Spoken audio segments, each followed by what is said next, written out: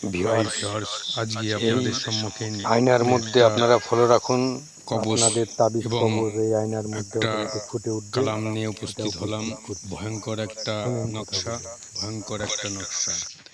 তো ভিউয়ার্স, আমার কথাগুলো মনোযোগ সহকারে শুনবেন।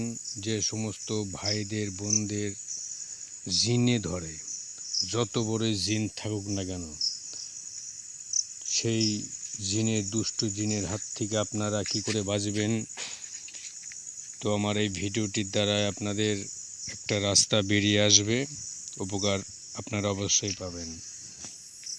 তো চলুন, যারা আমার এই চ্যানেলটিকে সাবস্ক্রাইব করছেন তাদেরকে অসংখ্য ধন্যবাদ, আর যারা ভাবছেন করব কি করব না তাদেরকে অসংখ্য ধন্যবাদ।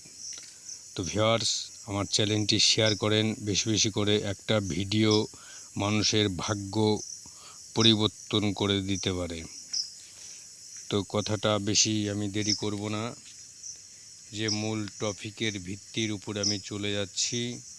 আপনারা যে নকশাটা দেখতে পাচ্ছেন, যে সীসার মধ্যে যে নকশাটা স্ক্রিনে দেখতে পাচ্ছেন, যেই নকশার দ্বারায় আপনারা যত বড়ই জিনের বাদশা হোক না কেন, এই তাবিজটা যদি আপনি সঠিক নিয়মে সঠিক প্রক্রিয়ায় যদি আপনি করতে পারেন, অষ্টগন্ধা কালির দ্বারা লিখে ভুজপত্রে একটার উপর মাদুলিতে ভরে যদি ব্যবহার করতে পারেন, 100% আপনারা ফল পাবেন।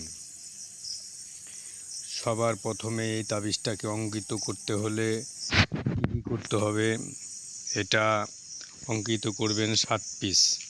1 পিস সেই জিনে ধরার রোগীর গলায়, আর বাদ বাকি যে 6টা থাকবে সবাই যখন ঘুমিয়ে পড়বে তখন এই তাবিজটি নিয়ে আপনি রাত্রেবেলায় ছোট্ট একটা প্রদীপের দ্বারায় তেল দিয়ে ওইটা ধরিয়ে দেবেন।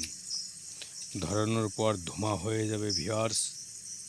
ওই ধোঁয়ায় প্রত্যেকটা ক্রিয়া, প্রত্যেকটা কালামের সমেত অটোমেটিক তার উপকার পেতে লাগবেন।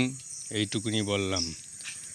তো আমার চ্যানেলের সঙ্গে থাকুন, শেয়ার করলে অনুমতি। ভিডিওটি এখানে শেষ করছি। জয় মা কালী।